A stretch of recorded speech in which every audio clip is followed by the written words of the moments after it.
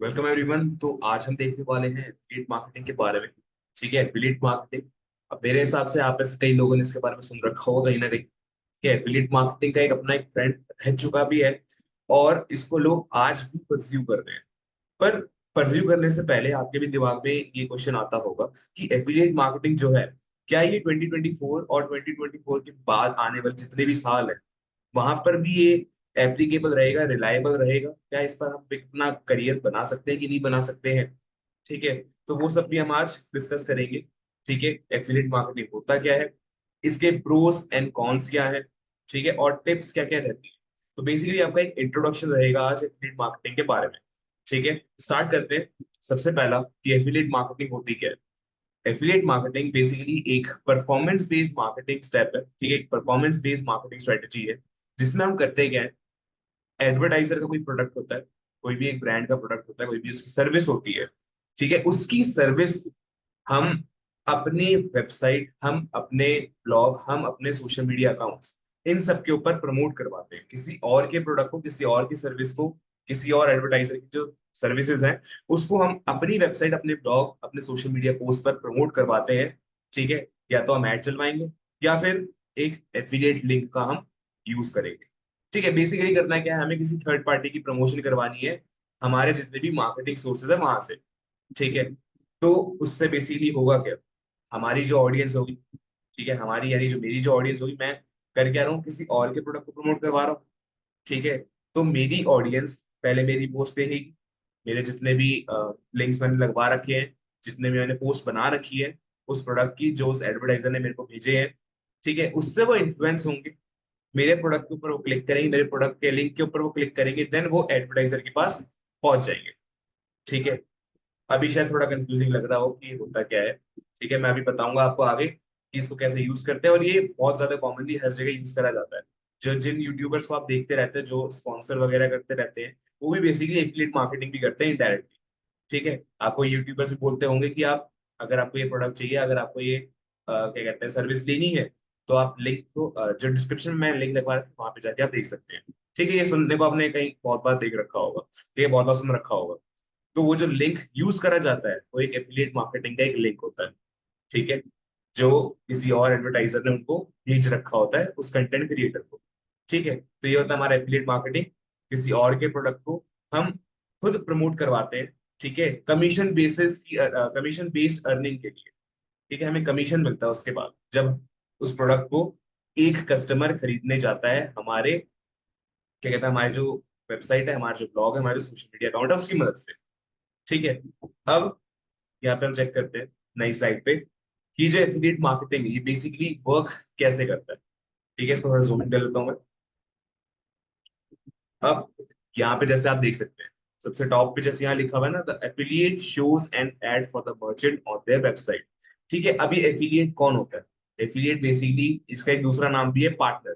ठीक है, एफिलिएट या फिर पार्टनर बेसिकली वही पर्सन है जो किसी प्रोडक्ट की, किसी सर्विस की एडवर्टीजमेंट कर रहा है अपनी वेबसाइट, अपने ब्लॉग पे। यानी अगर आप एफिलिएट मार्केटिंग करने जा रहे हो, ठीक है, अगर आप एक एफिलिएट मार्केटिंग का अपना करियर स्टार्ट करने वाले होंगे, तो आप लोग affiliate, as an affiliate work करोगे, एज अ पार्टनर वर्क करोगे। किसके लिए? जो प्रोडक्ट है, जो वो सर्विस है जिसने आपको कमीशन के लिए रखा हुआ है, जिसने आपको एक लिंक भेज रखा है कि भाई हाँ, ये लो मेरा प्रोडक्ट, इसको आप भर के प्रमोट करो। ठीक है, अगर कोई खरीदने आता है इस सामान को तो बदले में आपको कमीशन मिलेगा। ठीक है, उस पर्सन के लिए, उस नेटवर्क के लिए आपको क्या करना पड़ेगा, वर्क करना पड़ेगा, प्रमोट करना पड़ेगा उसके प्रोडक्ट। ठीक है, अब यहाँ पे हमें पहला रूल समझ आ गए, वो क्या है, एक एफिलिएट होना। ठीक है, एक एफिलिएट या फिर एक पार्टनर हो, उसका पर्पस क्या रहता है? ठीक है, जो उसका पर्पस रहता है उस प्रोडक्ट को, सर्विस को प्रमोट करवाने का।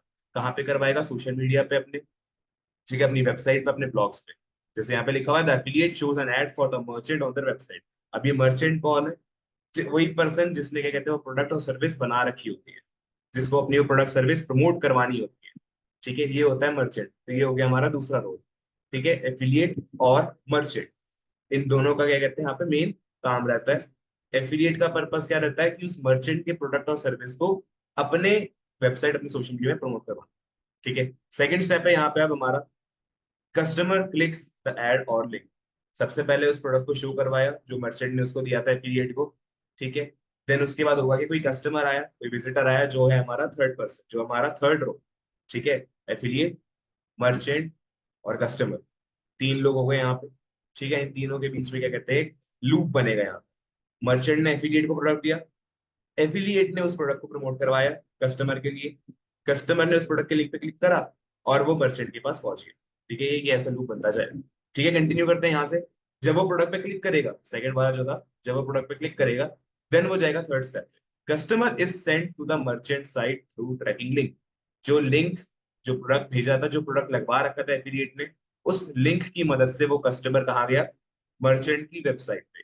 पहले वो एफिलिएट की वेबसाइट पे आया, ठीक है, यहाँ पे ध्यान देना है आपने। पहले वो एफिलिएट की वेबसाइट पर आया, ठीक है, उसने ऐड देखी या फिर क्या कहते हैं ब्लॉग पढ़ा कोई, उसके थ्रू वो क्या कहते हैं पहले एफिलिएट की वेबसाइट पर आया। कौन, कस्टमर। कस्टमर पहले एफिलिएट की वेबसाइट पर आया, लिंक पे उसने क्लिक करा, देन उसके बाद वो मर्चेंट की साइट पे पहुंच गया, ठीक है। पहले एफिलिएट, देन एफिलिएट के बाद मर्चेंट के पास, ठीक है। नेक्स्ट है, customer makes a purchase on merchant website.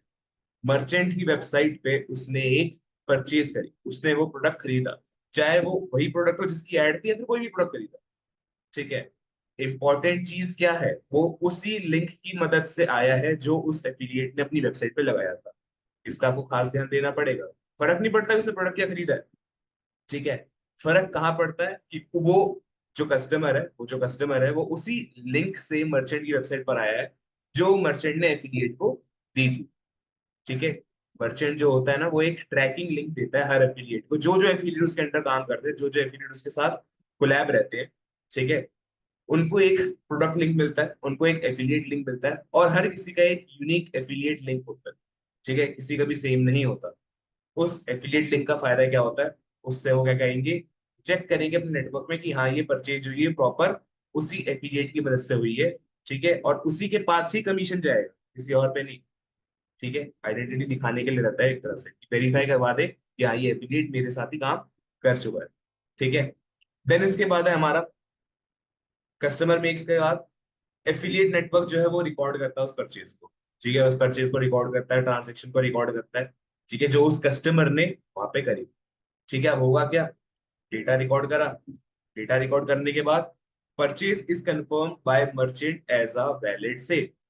वो परचेज जो कस्टमर ने करी मर्चेंट की वेबसाइट पे, वो अब एक वैलिड सेल बन चुकी है, ठीक है, एक प्रॉपर सेल वो बन चुकी है। एफिलिएट ने प्रमोशन करी, कस्टमर वहां से इन्फ्लुएंस होकर मर्चेंट के पास गया, मर्चेंट के यहाँ से उसने सामान वो खरीद लिया, ठीक है, चाहे वो सामान खरीदा या फिर कोई भी सामान खरीदा, ठीक है। देन उसके बाद होगा क्या, the transaction is credited to the referring affiliate, ठीक है। अब जो ट्रांजेक्शन हुई है वो एक एफिलिएट के पास अब क्रेडिट होगी, ठीक है। अब मर्चेंट को उसके पैसे मिल गए, जो उसने सामान बेचा है कस्टमर को, उसके पैसे उसको मिल गए।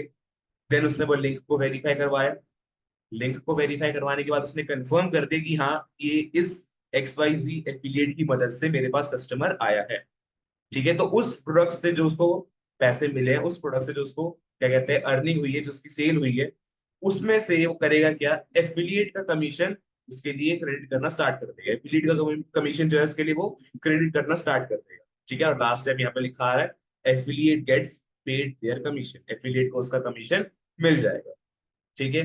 एफिलिएट ने ऐड चलाई, कस्टमर इन्फ्लुएंस हो गया, उस ऐड के पास आया, कस्टमर ने उस ऐड पे क्लिक करा, ठीक है। उस ऐड पे क्लिक करने के बाद क्या हुआ, मर्चेंट की साइट पे वो कस्टमर पहुंच गया, वहां पर आके कस्टमर से उस कस्टमर ने करा क्या, मर्चेंट यहाँ पे जो है एक परचेज करी, ठीक है। उसका डेटा रिकॉर्ड हुआ, उस परचेज का डेटा रिकॉर्ड हुआ, कौन से लिंक से आया वो वेरीफाई करवाया गया, एफिलिएट को आइडेंटिफाई करा, देन उसके बाद उस एफिलिएट को उसका कमीशन दे दिया। तो इससे क्या कहते हैं, दोनों पार्टीज जो है, एफिलिएट और मर्चेंट, इन दोनों को क्या कहते हैं, सेटिस्फैक्टरी रिजल्ट मिल गया। दोनों के क्या कहते हैं, उनका जो उनकी अर्निंग चाहिए थी, जो उनको एक अर्निंग मिलनी थी, ठीक है, जो उनको रिवेन्यू मिलना था, वो उनको प्रॉपरली मिला है एक ही कस्टमर से, ठीक है। एफिलिएट को कमीशन और मर्चेंट को उसकी सेल, ठीक है। उम्मीद है समझ आ गया होगा। ऐसे ही हमारा क्या कहते हैं एफिलिएट मार्केटिंग वर्क करता है, ठीक है। अब बारी आती है, एक थोड़ा सा एग्जांपल दिखाता हूँ आपको, ठीक है, छोटा सा एग्जांपल है।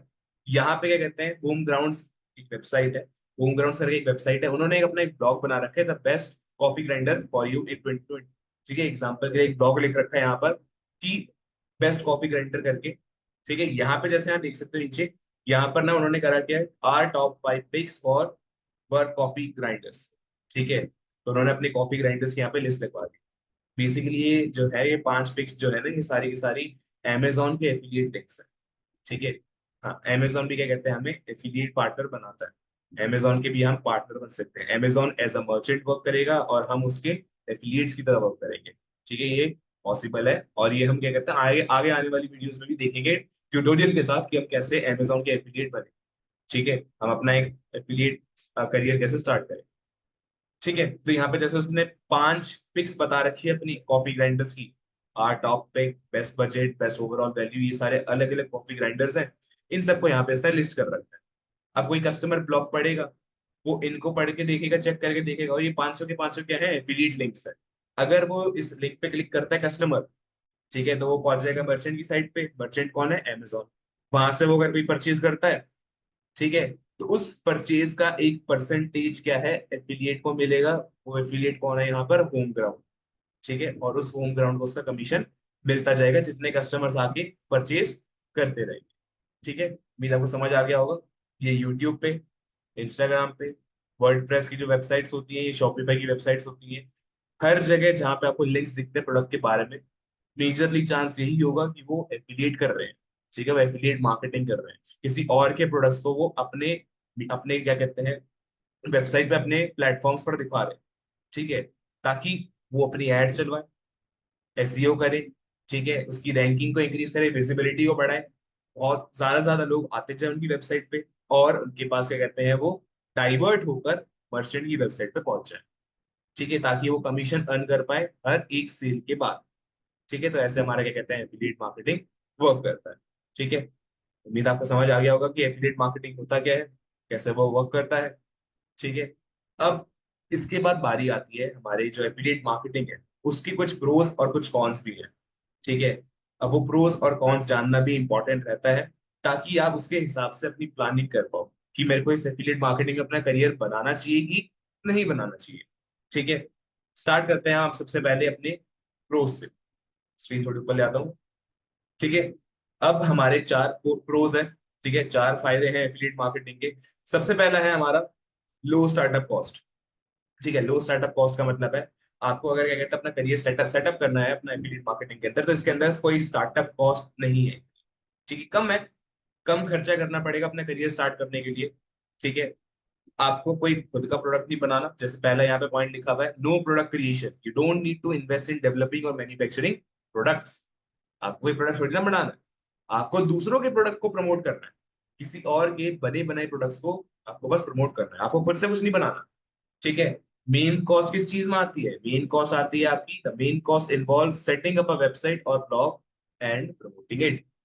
वेबसाइट का बनाने का खर्चा, डोमेन होस्टिंग खरीदना, ठीक है, उसको डेवलप करने में मेहनत जो लगती है एक वो। ठीक है, अगर हम पैसे की बात करें, तो आप होस्टिंगर पे अपनी एक वेबसाइट बनवा सकते हो डोमेन और होस्टिंग लेकर। ठीक है, तो उस पर आपका ज्यादा ज्यादा क्या कहते हैं, साल भर का 2 से 3 हजार का खर्चा है, मिनिमल है, ज्यादा नहीं होगा, 2 या 3 हजार का खर्चा है। अगर आप एक सस्ता डोमेन भी लेते हो, मेरे हिसाब से आप 1200 या 1500 के अंदर आपका काम हो जाएगा। ठीक है, फिर उसको आता है फिर प्रमोट करने की बारी। अब प्रमोटिंग में खर्चा है, ठीक है, पर प्रमोटिंग का जो खर्चा है वो वेरी करता है। ठीक है, वो वेरी करता है, फ्लक्चुएट करता है, वो सबके लिए सेम नहीं है। वो डिपेंड करता है आपने कीवर्ड्स कौन से लिए, डिपेंड करता है आप कहाँ पे, कौन सी मार्केट में अपने आप को प्रमोट करने चाह रहे हो, किस टाइप की एड्स रन करना चाहते हो, आपका बजट कितना है। ठीक है, एफिलिएट मार्केटिंग एसईओ एक्सपर्ट्स भी कर सकते हैं, उसमें कोई भी इश्यू नहीं है। एफिलिएट मार्केटिंग बैकलिंक्स बनाने वाले भी कर सकते हैं, उसमें भी कोई दिक्कत नहीं है। पर अगर आप एड्स लगाते हो, ठीक है, एड चलवाते हो, तो ज्यादा चांस है कि लोगों को आपकी पोस्ट दिखेगी। जितने लोगों को पोस्ट दिखेंगी, उतना चांस होगा कि वो मर्चेंट की साइट पर जाएंगे और कोई ना कोई सेल करेंगे। ठीक है, प्रमोटिंग बेसिकली क्या कहते हैं, आपके लिए एक ब्लेसिंग बन के आपका काम कर सकता है। ठीक है, एक तरह से ही कहते हैं चीट कोड ही है। ठीक है, ज्यादा ज्यादा लोग आते जाएंगे, ज्यादा ज्यादा आपके सेल्स के चांस इंक्रीज होते रहेंगे। ठीक है, सेकंड यहाँ पे लिखा हुआ है इंफ्रास्ट्रक्चर सेविंग्स। इंफ्रास्ट्रक्चर सेविंग्स यानी avoid cost related to inventory management, shipping and customer service. अब इसमें से हमें कुछ करना है। इन्वेंट्री मैनेज हमने नहीं करनी, एफिलिएट्स थोड़ी करते हैं। शिपिंग एफिलिएट्स थोड़ी करते हैं वो भी। कस्टमर सर्विस, ये भी काम एफिलिएट्स का नहीं है। एफिलिएट्स देखो जो एफिलिएट मार्केटिंग के अंदर जितने भी एफिलिएट्स होते हैं, जितने भी पार्टनर्स होते हैं, ठीक है, वो एक पैसिव एंटिटी की तरह वर्क करते हैं, वो एक्टिव नहीं है, वो passive. Passive in the sense कि उन्होंने करा क्या है, अपनी एक पोस्ट बनाई मर्चेंट के प्रोडक्ट की, उसको उन्होंने पब्लिश कर दिया, उस पर उन्होंने ऐड चला दी, बस। उससे ज्यादा और क्या करोगे? और कुछ थोड़ी करना है हमें। हमें बस करना है कि अपनी कस्टमर्स को ट्रैक करते रहना है कि वो जा भी रहे हैं मर्चेंट के पास या नहीं। ठीक है, बस हमें एक मीडियम बनना है। किस चीज का? कस्टमर को मर्चेंट से मिलाने का, बस। इससे ज्यादा और कुछ नहीं करना। ठीक है, इस मीडियम के अलावा हमारा और कोई इन्वेस्टमेंट नहीं है। ठीक है, बजाय वो वेबसाइट और प्रमोटिंग को छोड़ के, इससे ज्यादा हमारा कोई खर्चा नहीं आता। ठीक है, इतना ही हमारा मेन खर्चा रहता है। तो पहला हमें फायदा पता चल गया कि लो स्टार्ट कॉस्ट है, खर्चा नहीं देना पड़ता हमें ज्यादा। ठीक है, सेकेंड है हमारा पैसिव इनकम पोटेंशियल। ठीक है, पैसिव इनकम पोटेंशियल। हमें एक्टिवली क्या कहते हैं, अपने कस्टमर्स के साथ इंगेज नहीं करना है, एक्टिवली लीड्स के साथ इंगेज नहीं करना है, एक्टिवली प्रोडक्ट्स को क्या कहते हैं, हमें बार बार प्रमोट नहीं करते रहना है। ठीक है, एक टाइम हम सेटअप कर सकते हैं, शेड्यूल बना सकते हैं हम, उसके हिसाब से हम अपने क्या कहते हैं प्रोडक्ट्स को, जो मर्चेंट के प्रोडक्ट्स है, उनको हम प्रमोशन में ला सकते हैं। ठीक है, आप अपने हिसाब से वो सेटअप कर सकते हो। ठीक है, पहला है एवरग्रीन कंटेंट। ठीक है, एवरग्रीन कंटेंट यानी create valuable content that continues to generate traffic and sales over time. Examples include tutorials, how to guides and product reviews. एक एवरग्रीन कंटेंट बनवाने की आपको एक फ्रीडम मिल जाती है यहाँ पे। ठीक है, जरूरी नहीं है, जबरदस्ती नहीं है कि आपको ये चीज करनी पड़ेगी, वो चीज करनी पड़ेगी। ठीक है, आप एक फिक्स टॉपिक के ऊपर जाने के बजाय एक प्रॉपर कंटेंट रेडी कर सकते हो अपने हिसाब से। ठीक है, एक ऐसा कंटेंट जो हर किसी को देखना होता है। ठीक है, मान लेते हैं आपको क्या कहते हैं, एप्पल ने बोला है कि आप हमारी एफिलिएट मार्केटिंग करें। ठीक है, एक सिनेरियो बना दिया हमने, इमेजिनरी assumption ले लिया है हमारा। ठीक है, कि एप्पल ने आपको बोल रखा है कि आप एक हमारा क्या कहते हैं एफिलिएट मार्केटिंग करो, हमारे जो नए स्मार्टफोन्स आ रहे हैं उनके लिए। ठीक है, जितने भी नए आईफोन्स आ रहे हैं उनके लिए आप एफिलिएट मार्केटिंग करो। तो आप करोगे क्या उसके लिए? आप प्रोडक्ट रिव्यूज डाल सकते हो। ठीक है, आईफोन 13, आईफोन 14 रिव्यू। ठीक है, हाउ टू वाली गाइड्स भी बना सकते हो उन प्रोडक्ट्स के बारे में, हाउ टू सेटअप। ठीक है, how to set up this mobile. ठीक है, how to set up this smartphone, ऐसे करके। ठीक है, तो रिव्यूज बनाना, ट्यूटोरियल्स बनाना, हाउ टू टॉप 10 कंपैरिजन वाली जो कंपैरिजन वाले जो ब्लॉग्स होते हैं, कंटेंट होते हैं, उन सबको भी आप फ्रीली बना सकते हो। ठीक है, एंड में आपको करना क्या है, लिंक तो अटैच करना है ना। लोगों को बस यही तो बताना है कि अगर आप इसमें इंटरेस्टेड हो, अगर आपको ये प्रोडक्ट जानना है, प्रोडक्ट के बारे में जानना है, या फिर आपको ये प्रोडक्ट परचेज करना है, तो आप इस लिंक पे क्लिक करके जा सकते हो इजीली। इशू थोड़ी ना भाई, है ना। हमने बस करा क्या है, हमने कंटेंट रेडी करा है किसके लिए? लोगों की डिमांड को समझ के। अगर लोगों की डिमांड है, उनको क्वेश्चंस आ रहे हैं, तो हम उनको क्वेश्चन की आंसर्स वाले कंटेंट रेडी करेंगे। ठीक है, उनको ट्यूटोरियल जानना है तो उनको ट्यूटोरियल बताएंगे, रिव्यूज के बारे में जानना है तो उनको रिव्यूज दिखाएंगे। ठीक है, और एंड में हमने करा क्या, हमारा जो मेन काम एफिलिएट वाला रहता है, प्रोडक्ट की प्रमोशन करी वहां पर लिंक लगवा कर, प्रोडक्ट लिंक अटैच करके। ठीक है, नेक्स्ट हमारा ऑटोमेटेड प्रोसेस। ठीक है, ऑटोमेटेड प्रोसेस यानी utilise tools for automating emails, social media post and other repetitive task to maintain a steady stream of income with minimal ongoing effort. ठीक है, आप कर क्या सकते हो, ईमेल मार्केटिंग करवा सकते हो। ठीक है, मेटा बिजनेस सूट की मदद से आप अपनी सोशल मीडिया पोस्ट को शेड्यूल कर सकते हो कि कब उनको पोस्ट होना है, कब उनको पोस्ट होके जाते रहनी है, कब बार बार रिपीट होते रहेंगे। ठीक है, आप अपने ऑटोमेशन लगवा सकते हो, चैट बॉट्स लगवा सकते हो, फ्री में बन सकते हैं ये सारी चीजें। ठीक है, ठीक है, ये सारी चीजें फ्री में बन सकती है, इसमें इतना बहुत ज्यादा क्या कहते हैं खर्चा वर्चा नहीं आएगा। ठीक है, ईमेल मार्केटिंग में आ सकता है, ईमेल मार्केटिंग के अंदर क्या कहते हैं खर्चा पड़ेगा, ऑटोमेशन में आ सकता है, पर सोशल मीडिया पोस्ट का जो शेड्यूलर है वो फ्री होता है। ठीक है, आप मेटा बिजनेस सूट को यूज कर सकते हो उसके लिए। ठीक है, अब ऑटोमेटेड प्रोसेस को इसलिए बोला गया है एफिलिएट मार्केटिंग के अंदर कि यहाँ पे आपको बेसिकली करना क्या पड़ता है एक बार अपने अपना क्या कहते हैं प्लान, अपना एक ब्लूप्रिंट आपने सेटअप कर दिया। ठीक है, आपको ब्लूप्रिंट क्या है कि भाई मैं XYZ डेट को ये वाली पोस्ट करूंगा। ठीक है, उसके ऊपर क्या कहते हैं मेरे को एड रन करनी है, एड रन करने के बाद बस हो गया काम। आपको मॉनिटर करते रहना है कि वो एड जो है वो प्रॉपरली वर्क कर रही है कि नहीं। ठीक है, और ये ऑटोमेटिकली आपका जो एफिलिएट वाला सिस्टम है वो वर्क करता जाएगा। ठीक है, अपने आप ही वर्क करेगा, कोई भी इसमें थोड़ी ना कोई रुकावट आएगी बीच में, अपने आप ही वर्क करेगा। ठीक है, थर्ड है आपका फ्लेक्सिबिलिटी एंड इंडिपेंडेंस।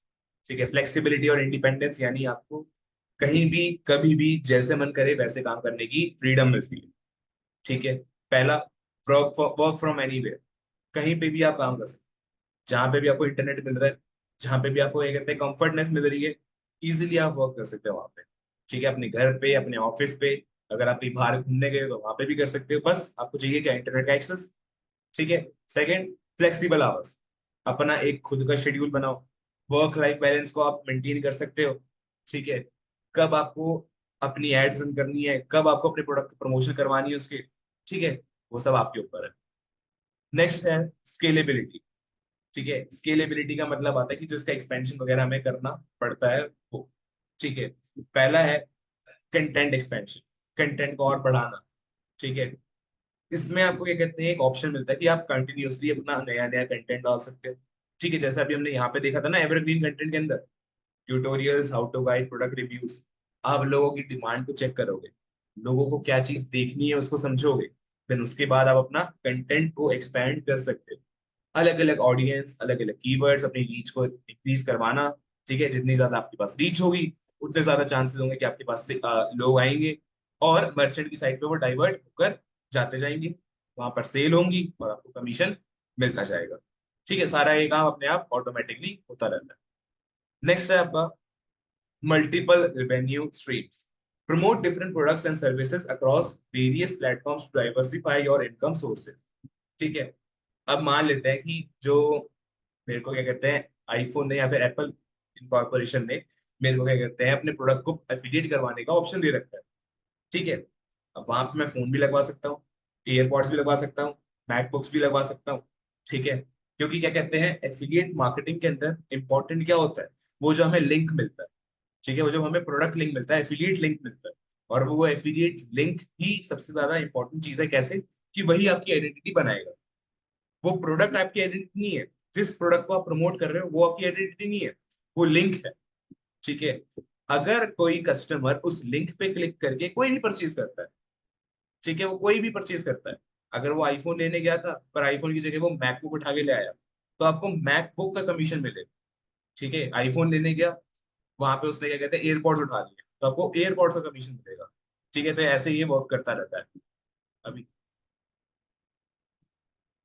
ठीक है, तो इसमें कोई इतना इशू नहीं है, आपको कोई भी लिंक लगेगा यहाँ पे। ठीक है, वो लिंक के हिसाब से आगे जाके चेक करा जाएगा कि वो कस्टमर क्या परचेज करता है। ठीक है। नेक्स्ट स्टेप, इसके बाद हमारे कॉन्स जो होते हैं, रोज हमने देख ली सारे। इसके बाद हमारे कॉन्स, एफिलिएट मार्केटिंग के हमारे कॉन्स क्या क्या है, क्या क्या इसमें प्रॉब्लम्स आ सकती है जिनको हमें ध्यान देना पड़ता है। ठीक है, इसको थोड़ा छोटा कर लेते हैं। हाँ, यहाँ तक ठीक होगा, नीचे ले आते हैं। सबसे पहला कौन, ये सबसे पहला इसका नुकसान, हाई कंपटीशन। कंपटीशन बहुत ज्यादा है, बहुत लोगों को इसके बारे में पता चल चुका है, बहुत लोग अपने क्या कहते हैं एफिलिएट मार्केटिंग का करियर यहाँ पे आप सेटअप करते जा रहे हैं। अब वो अपना करियर सेटअप कर रहे हैं, तो आपके पास कंपटीशन आएगा। जितने ज्यादा एफिलिएट होंगे, तो लोग फिर क्या कहते हैं अलग अलग एफिलिएट्स के ऊपर जाते जाएंगे। ठीक है। अब जो मर्चेंट होता है उसको थोड़ी ना कोई फर्क पड़ रहा है। ठीक है, जितने भी मर्चेंट है उनको कोई भी प्रॉब्लम नहीं है उससे, क्योंकि उनको क्या कहते हैं बस प्रमोट करने के अलग अलग सोर्सेज मिल गए। मान लेते हैं कि मैं क्या कहता हूँ अमेजोन से हूँ। ठीक है, मैं अगर अमेजोन से हूँ, मेरे अंडर 15 या 20 लाख एफिलिएट्स वर्क कर रहे हैं। ठीक है, एक अच्छी खासे रफली assumption लेके चल रहा हूँ कि मेरे अंडर 15 से 20 लाख लोग काम कर रहे हैं, वो एफिलिएट्स है मेरे सारे। ठीक है, वो सारे के सारे एफिलिएट्स है। अब मेरे को पैसे किसको देने हैं, पैसे मैं सिर्फ उसी को दूंगा, कमीशन सिर्फ मैं उसी को दूंगा जो मेरे पास एक सेल लेकर आएगा। ठीक है, जो मेरे पास एक सेल लेकर आएगा, मेरे को फर्क नहीं पड़ता वो कौन लेकर आ रहा है। वो मेरे जो जितने भी 15 लाख लोग अंदर काम कर रहे हैं, 15 लाख जो मेरे एफिलिएट्स हैं, ठीक है, उससे मेरे को फर्क नहीं पड़ रहा, वो कोई भी आए, कहीं से भी सेल हो, मैं उसी को कमीशन दूंगा जो मेरे पास सेल लेकर आएगा। ठीक है, बहुत सिंपल सा रहता है इसमें। तभी कंपटीशन के चांसेस और इंक्रीज होते रहते हैं। ठीक है, बहुत सारे लोग होंगे, अब बहुत सारे एफिलिएट्स होंगे, तो फिर आपको अपने पास लोगों को लेकर आना मुश्किल पड़ जाएगा, वो किसी और के पास भी डाइवर्ट हो सकते हैं, है ना। ठीक है, तो इसका भी हमें ध्यान देना है। पहला है आप market saturation, some niche are overcrowded with affiliates making it challenging to stand out. कुछ नीश जो होती हैं वो बहुत ज्यादा ओवर क्राउडेड है। ठीक है, फॉर एग्जांपल जो कोर्सेज होते हैं उनके एफिलिएट्स बहुत सारे हैं, जितने भी ग्रोसरीज है, जितने भी हमारे क्या कहते हैं टेक्निकल एक्सेसरीज हैं, उनकी जितने भी क्या कहते हैं एफिलिएट्स हैं बहुत सारे हैं। ठीक है, तो वहां पे क्या कहते हैं, चैलेंजिंग पड़ जाता है नहीं एफिलिएट मार्केटिंग का करियर को सेटअप करवा दो। ठीक है, तो वो क्या कहते हैं, प्रॉब्लम अराइज करने लग जाता है नए एफिलिएट्स के लिए। तो मैं रेकमेंड करूंगा कि अगर आप क्या कहते हैं अपना एफिलिएट मार्केटिंग में करियर स्टार्ट करना चाहते हैं, तो सबसे पहले एक शॉर्ट या नैरो नीश अपनी डिफाइन करो। एक नैरो नीश लोगे, ठीक है, तो आपको क्या कहते हैं चांसेस मिलेंगे कि लोग एटलीस्ट आपके पास आने लगे। ठीक है, कम ही सही, ज्यादा नहीं आएंगे, कम ही सही, पर एटलीस्ट कुछ ना कुछ तो आएगा। ठीक है, आप एक हाई कॉम्पिटिटिव एरिया में जा रहे हो, उस नीश में आप compete करोगे एज अ न्यू एफिलिएट। वहां पे कौन आएगा आप पे? कोई भी नहीं। आपको पहले अपनी ऑडियंस बनानी पड़ेगी, अपनी क्या कहते हैं एक कम्युनिटी, अपनी एक रीच बनानी पड़ेगी। ठीक है, धीरे धीरे ग्रो करोगे, देन उसके बाद जाके आपके पास क्या कहते हैं एक नेटवर्क बनेगा, आपके पास और लीड्स आए। ठीक है, उसके बाद है हमारा एसईओ चैलेंजेस। एसईओ के बारे में पता सबको, एसईओ में चैलेंजेस बहुत सारे रहते हैं। ठीक है, रैंकिंग लेकर आना, टॉप पे बैठे रहना, अपने आप को रिलेवेंट और अपडेटेड बनाए रखना, तो वहां पे इशू जो है कॉमन है। ठीक है, वहां पे दिक्कत जो है वो भी कॉमन है। अगर आप टॉप पे नहीं बैठोगे तो लोगों को आप दिखोगे ही नहीं। ठीक है, तो उससे क्या होगा, आपका क्या कहते हैं सेल्स के चांसेस कम होने लग जाएंगे, आपके पास जो लीड्स आने लगेंगी वो कम होने लग जाएंगी। ठीक है, competing for high ranking position on search engine requires significant effort and expertise। जैसे यहाँ पे लिखा हुआ है, रैंकिंग लेकर आओगे एज एन एफिलिएट, तभी आपके पास क्या कहते हैं कस्टमर्स आएंगे, आपके पास लीड्स आएंगी। ठीक है, तो एसईओ के अंदर ये वाला चैलेंज आपके पास दिखना कॉमन है। द नेक्स्ट है हमारा इनकम वेरिएबिलिटी। इनकम के अंदर जो चेंजेस आते हैं, जो आप अर्निंग्स करते हैं उनके अंदर जो चेंजेस आते हैं, वो भी एक एफिलिएट मार्केटिंग का एक कौन है, एक नुकसान है। पहला है फ्लक्चुएटिंग अर्निंग्स। ठीक है, फ्लक्चुएटिंग अर्निंग्स का यहाँ पे मतलब ये समझते हैं हम कि अर्निंग्स जो है वो फिक्स नहीं रहती, वो चेंज होती रहती है, बढ़ भी सकती है, कम भी हो सकती है, इनकंसिस्टेंट है। ठीक है, जैसे यहाँ पे लिखा हुआ है, earnings can be inconsistent due to seasonal trends, market demand और changes in affiliate programme terms. ठीक है, अब सीजनल ट्रेंड, किसी प्रोडक्ट की डिमांड बढ़ सकती है, किसी प्रोडक्ट की डिमांड कम हो सकती है, तो वहां पे क्या कहते हैं जो कस्टमर्स है उनके आने के चांसेस कम भी हो सकते हैं, बढ़ भी सकते हैं। ठीक है, या फिर आपने प्रमोशन करी है, आईफोन की एग्जांपल के लिए बोल देते हैं फिर से, आपने आईफोन की प्रोडक्शन प्रमोशन करी है, पर जैसे ही वहां पे कस्टमर पहुंचता है उसने आईफोन की जगह ईयरपॉड्स खरीद लिए। ठीक है, ईयरपॉड्स या फिर कोई एंड्रॉइड का मोबाइल खरीद लिया। अब जो हमारा रेगुलेशन है उसके हिसाब से आपको कमीशन तो मिलेगा, क्योंकि वो कस्टमर जो है वो एफिलिएट लिंक से मर्चेंट के पास गया है। ठीक है, तो as per the regulation, as per the guidelines आपको कमीशन मिलेगा, क्योंकि वो एफिलिएट लिंक से गया हुआ है। पर उसी प्रोडक्ट के ऊपर कमीशन मिलेगा जो उस कस्टमर ने खरीदा है। अगर वो आईफोन को देखकर आपके एफिलिएट लिंक पे क्लिक करके गया, तो उससे वो ये फिक्स नहीं होता आपको आईफोन का कमीशन मिलेगा। वो जो चीज खरीदेगा उस चीज का कमीशन मिलने वाला है। ठीक है, अगर वो आईफोन पर गया पर उसने एक एंड्रॉइड का स्मार्टफोन उठा लिया जो उसके बजट में था, तो आपको उस एंड्रॉइड के स्मार्टफोन का कमीशन मिलेगा। तो आपकी अर्निंग जो है वो कम हो गई, जितनी मिलनी चाहिए थी उससे कम हो गई आपकी अर्निंग। ठीक है, मार्केट की डिमांड, जिस प्रोडक्ट की डिमांड होगी वो ज्यादा बिकेगा, जिसकी नहीं होगी उसके चांसेस कम होंगे कि आपको कोई लीड या फिर कोई कस्टमर आके जाए। ठीक है, फिर कमीशन के जो रेट्स है वो भी कम होने लग जाएंगे। और नेक्स्ट है changes in affiliate programme terms. आप जिस भी एफिलिएट प्रोग्राम से कनेक्टेड हो, आप जिस भी मर्चेंट के साथ जुड़ रखे हो, ठीक है, उनकी टर्म में कोई चेंजेस आ रहे हैं, क्या पता उन्होंने कमीशन की परसेंटेज में चेंजेस करा हो। ठीक है, क्या पता वो अपने जो प्रोग्राम है उसको टर्मिनेट करना चाहते हैं, क्या पता उनको एफिलिएट प्रोग्राम नहीं करवाना और एफिलिएट नेटवर्क्स नहीं क्रिएट करने। ठीक है, तो कुछ भी हो सकता है। तो इसमें क्या कहते हैं वेरिएशन आते रहते हैं, फ्लक्चुएशन होती रहती है, तो इसका भी हमें ध्यान रख के लेके चलना पड़ेगा कि फिक्स अर्निंग नहीं होती इसमें। नेक्स्ट है पेमेंट डिटेल्स।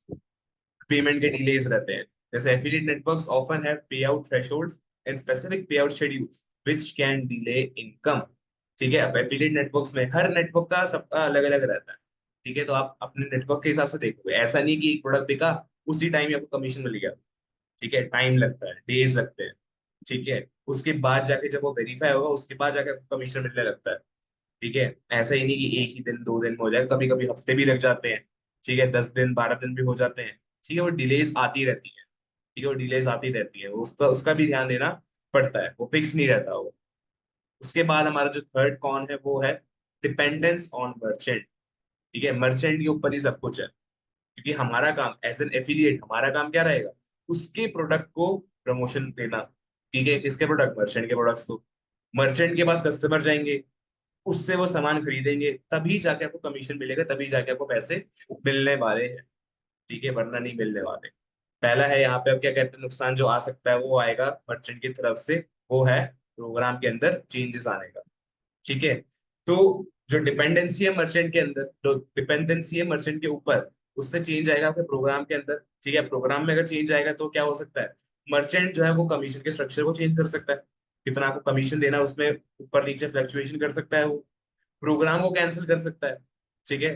तो इन सब चीजों से क्या कहता है, फिर रिवेन्यू पे एक बहुत बड़ा असर पड़ेगा। जैसे यहाँ लिखा हुआ है, merchants can alter commission structures और terminate their affiliate programmes which can impact your revenue. ये आपके रिवेन्यू का ये इम्पैक्ट कर सकता है, अगर उसने प्रोग्राम में कुछ चेंज करा, परसेंटेज में कुछ चेंज करा। ठीक है। तो डिपेंडेंसी यहाँ पे बहुत आ जाती है मर्चेंट के ऊपर। ठीक है, एफिलिएट इसमें कुछ नहीं कर सकता। ठीक है। सेकेंड है इसमें प्रोडक्ट क्वालिटी। ठीक है। अब प्रोडक्ट क्वालिटी, ठीक है, पुअर प्रोडक्ट क्वालिटी होगी, मर्चेंट ने जो प्रोडक्ट बनाया है, जो मर्चेंट ने प्रोडक्ट रेडी करा है, ठीक है, उसकी अगर क्वालिटी खराब है, ठीक है, या फिर जो कस्टमर ने वो प्रोडक्ट खरीदा है उनका एक्सपीरियंस अच्छा नहीं रहा, तो वो आपकी रेप्यूटेशन भी खराब करेगा। मर्चेंट की तो होगी, मर्चेंट कंपनी की रेपुटेशन तो खराब होगी, पर उसके साथ साथ आपकी भी रेपुटेशन खराब होगी, क्योंकि आप उसको प्रमोट कर रहे हो। ठीक है, तो आपके कन्वर्जन्स भी अपने आप कम होने लग जाएंगे, किसी और प्रोडक्ट के भी कन्वर्जन्स रुकने लग जाते हैं इससे। ठीक है। एक गलत मर्चेंट को आपने रखा अपने साथ, एक गलत मर्चेंट के साथ आप कनेक्टेड हो, उससे आपके बाकी के मर्चेंट्स की जितनी भी डीलिंग्स होती है वहां पे भी इफेक्ट पड़ता है। कैसे? अगर कस्टमर सेटिस्फाई नहीं होंगे उस प्रोडक्ट से जो मर्चेंट ने बनाया था, ठीक है, तो उससे क्या होगा, वो आपकी किसी भी और प्रोडक्ट के पास नहीं आएंगे, ट्रस्ट होने लग जाएगा। ठीक है, और ट्रस्ट होने लग गया तो फिर उससे क्या कहते हैं, आपके पास कोई भी लीड नहीं आने लगेगी। ठीक है। देन इसके बाद है हमारा कंप्लायंस एंड रेगुलेशंस। जितने भी रूल्स होते हैं, कायदे कानून होते हैं, उनके ऊपर भी ध्यान देना पड़ता है। ठीक है। पहली चीज है इसके अंदर disclosure requirements. You must clearly disclose affiliate relationship to comply with FTC guidelines. जितनी भी एफटीसी गाइडलाइंस होती हैं, जितनी भी एफिलिएट की गाइडलाइंस होती हैं, जितने भी इसके रूल्स होते हैं, मर्चेंट के साथ जितने भी आपने क्या कहते हैं कॉन्ट्रैक्ट्स वगैरह साइन कर रखे होते हैं, तो उन पर आपको ध्यान देना पड़ेगा कि आप कितनी डिटेल्स को डिस्क्लोज कर सकते हो पब्लिक के सामने। डिस्क्लोज इन द सेंस कि कितनी चीजें आप बता सकते हो पब्लिक के बारे, पब्लिक को अपने एफिलिएट रिलेशनशिप के बारे में। ठीक है। क्या उसका आप नाम बोल सकते हो जिसके साथ आप कनेक्टेड हो? क्या आप उसके बारे में बता सकते हो कि आपका कॉन्ट्रैक्ट कितने टाइम का है, कितने आपको कमीशन मिल रहे हैं? तो ये चीजें आपको चेक करनी पड़ेंगी, और ज्यादा जोश में आके आपको हर चीज नहीं बतानी है। ठीक है, लिमिट में रह के एक आपको क्या कहते हैं डिस्क्लोजर की रिक्वायरमेंट चेक करनी पड़ेगी कि आप क्या चीजें बोल सकते हो, क्या चीजें नहीं बोल सकते हो। तो आपकी पोस्ट, आपकी कंटेंट, आपकी वेबसाइट, इन सब के अंदर कोई भी ऐसा कोई इलीगल या फिर कोई कॉन्ट्रैक्ट ब्रीच करने वाला कोई एलिमेंट नहीं होना चाहिए। ठीक है। और नेक्स्ट है हमारा लीगल रिस्क। ठीक है, अब लीगल रिस्क जो होते हैं, लीगल रिक्वायरमेंट्स को आपने ध्यान नहीं दिया, यानी फॉर एग्जांपल आप किसी गलत प्रोडक्ट की आप प्रमोशन कर रहे हो, फॉर एग्जांपल आप ड्रग्स हो गए फॉर एग्जांपल, ठीक है, ड्रग्स को आप प्रमोट कर रहे हो, कोई 18+ या फिर कोई गैम्बलिंग वेबसाइट है उसको प्रमोट कर रहे हो। ठीक है, उनको आप पब्लिकली प्रमोट नहीं कर सकते, कुछ ऐसी सोशल मीडिया एप्स में जो नॉर्मली लोग यूज करते हैं, फॉर एग्जांपल इंस्टाग्राम। ठीक है, उसमें आप डायरेक्टली गैम्बलिंग को प्रमोट नहीं कर सकते, डायरेक्टली नहीं कर सकते, इनडायरेक्टली बताना पड़ता है। ठीक है, आपको बहुत सारे वैसे मिलते जाएंगे ऐसी एप्लीकेशन को प्रमोट करने वाले जिसपे गैम्बलिंग होती है, पर वो इनडायरेक्टली बोलते हैं, उसको एज अ गेम, उसको एज अ स्पोर्ट लेके चलते हैं। ठीक है, उसको डायरेक्टली नहीं बोलते कि भाई हाँ यहाँ पे गैम्बलिंग होती है, क्योंकि वो लीगल नहीं होता। ठीक है, तो आपको इसका ध्यान देना पड़ेगा कि जिस मर्चेंट के साथ आप कनेक्ट होते हो एज एन एफिलिएट, वो एक लीगल प्रोडक्ट रेडी करता है, सरोगेट एडवर्टीजमेंट नहीं करता। ठीक है, आपको इसका ध्यान रखना पड़ेगा। अब ये सारे थे हमारे pros and cons of affiliate marketing. इसके बाद हम आते हैं कि हमें कौन सी टिप्स के ऊपर फोकस करना चाहिए एक सक्सेसफुल एफिलिएट प्रोग्राम बनाने के लिए। ठीक है, टिप्स फॉर सक्सेस, यहाँ पे जैसे 4 पॉइंट्स मैंने लिख रखे हैं। ठीक है, टिप्स फॉर सक्सेस क्या होंगे? सबसे पहला, चूज द राइट नीच। एक परफेक्ट नीच सेलेक्ट करना अपने लिए।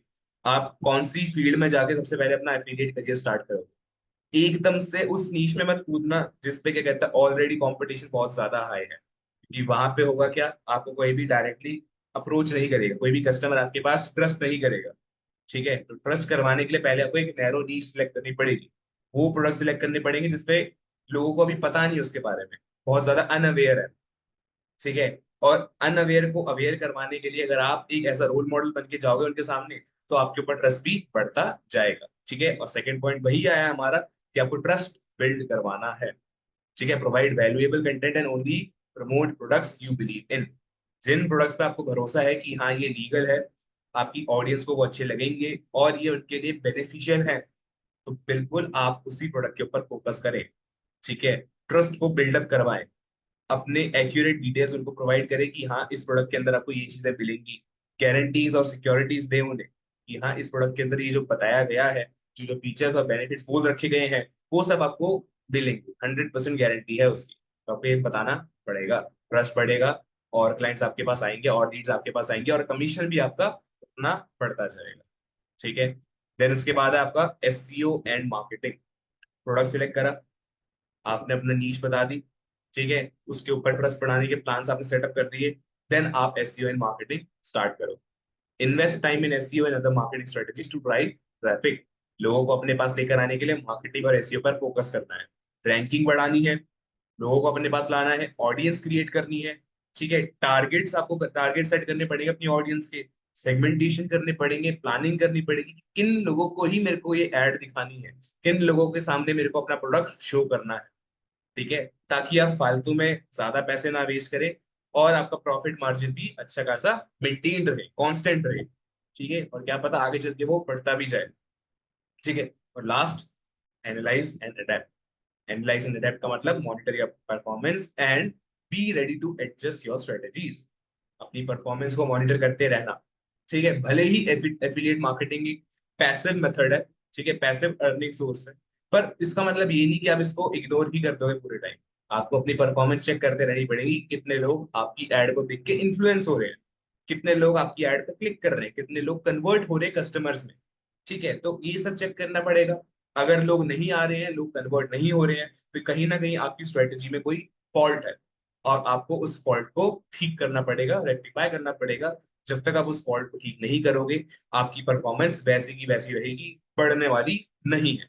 ठीक है, यानी एनालाइज करा, मॉनिटर करा, देन उसको अडेप्ट करते हुए और ज्यादा इंक्रीज करिए आपने अपनी परफॉर्मेंस को। ठीक है, तो उम्मीद है आपको समझ आ गया होगा एफिलिएट मार्केटिंग होता क्या है। नेक्स्ट वीडियो में हम देखेंगे कि एफिलिएट मार्केटिंग हम करें कैसे। ठीक है, प्रैक्टिकली कैसे रेडी करें, वेबसाइट कैसे बनाएं, उसके लिए एक वेबसाइट कैसे रेडी करनी चाहिए, अमेजोन वाला एक अकाउंट हम कैसे रेडी करें उसके लिए। ठीक है, तो अभी के लिए इतना ही, इंट्रोडक्शन आपको समझ आ गया होगा, प्रोज एंड कॉन्स क्या होते हैं और कौन सी टिप्स रहती हैं एफिलिएट मार्केटिंग। ठीक है, तो मिलते हैं नेक्स्ट वीडियो।